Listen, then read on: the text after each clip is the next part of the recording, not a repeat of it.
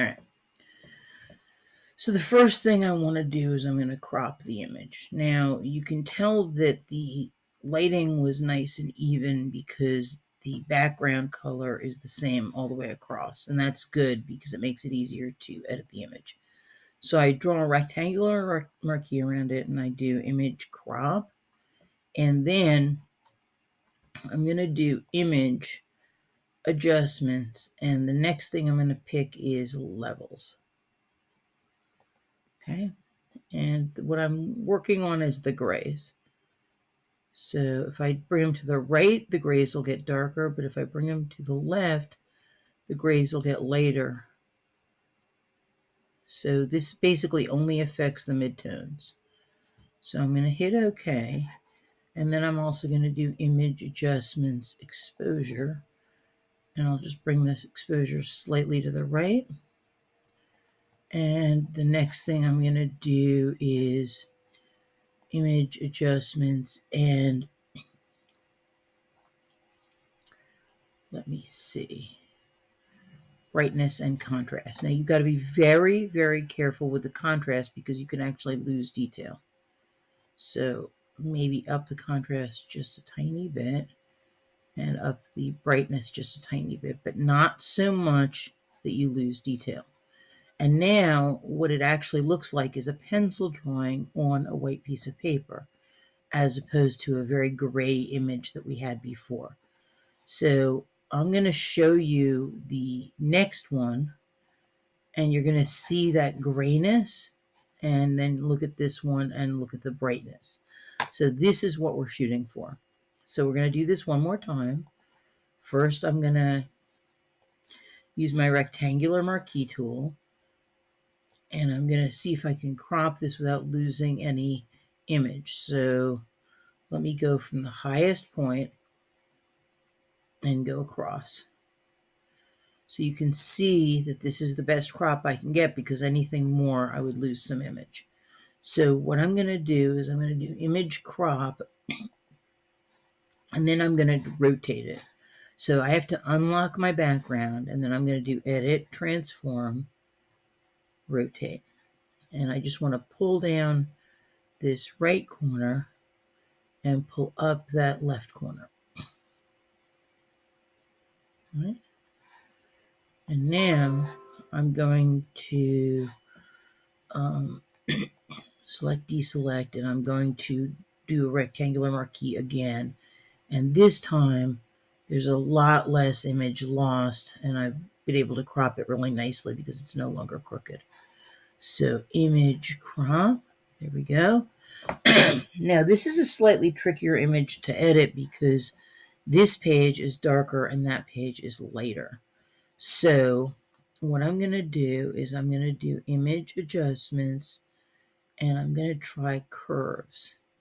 So whenever you're doing something like this, you always have to pull the little menu off to the side so you can see what happens to the images. And I'm going to take and go to the middle of this string and I'm going to just curve it up slightly. And you can see the entire page gets brighter. This side is still darker than that side, but it's a little bit of an improvement. So I'm going to hit OK. And now I'm going to do the thing with the levels again. Image adjustments, levels. And I'm going to see if I can pull the gray out, brighten the page that way. And it does help. You don't want to lose any detail, but you do want the white page to look white. So that does help. And now image adjustments, exposure just a tiny bit.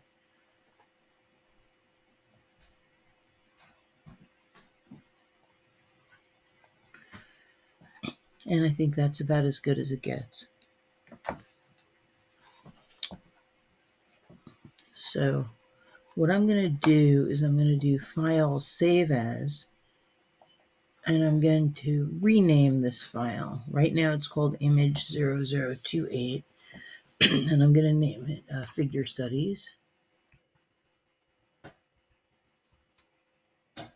Figure Studies 1, and I will name this one File, save as Figure Studies 2.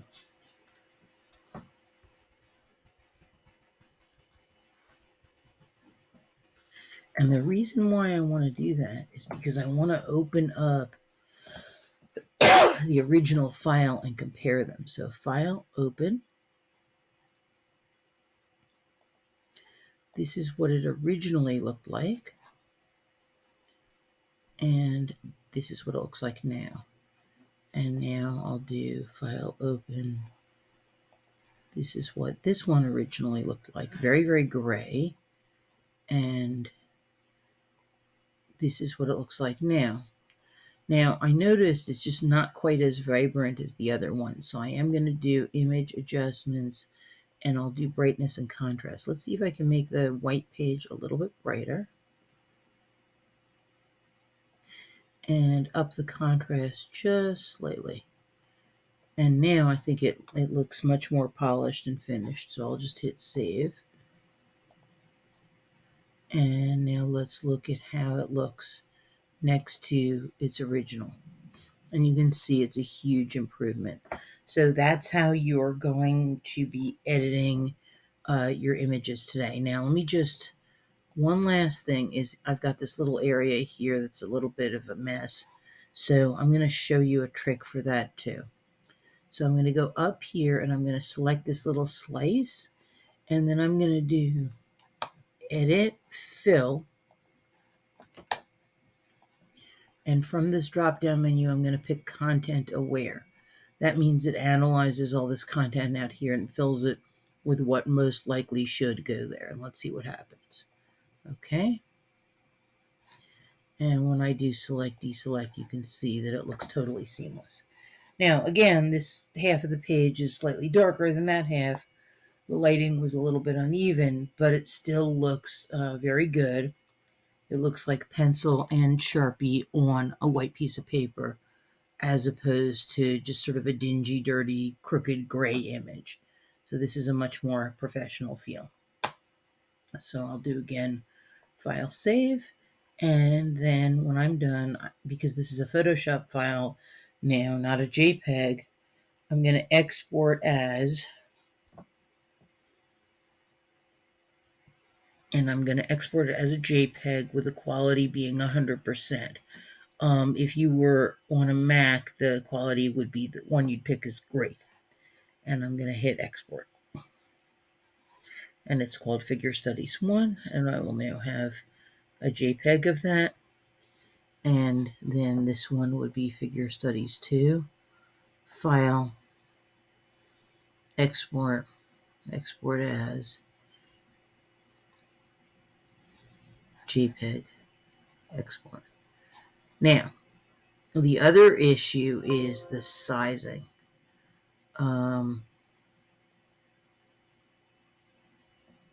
So if you go here and you do image size, you'll see that it's very, very big. So what I'm going to do is I'm going to make it 300 pixels per square inch. And then I'm going to make the width 8.5 inches. And that makes the height 5.7. Let me see if I make the width 11 inches, what happens. Yeah, the height is 7.39. So the idea is that the whole thing should fit on an 8.5 by 11 piece of paper, but I wanted to have the high resolution of 300 pixels per square inch. So make sure this is on inches, not pixels, and this would be a much better sizing, much better resolution. So I'm going to hit OK, and then I'm going to then hit File, Save again.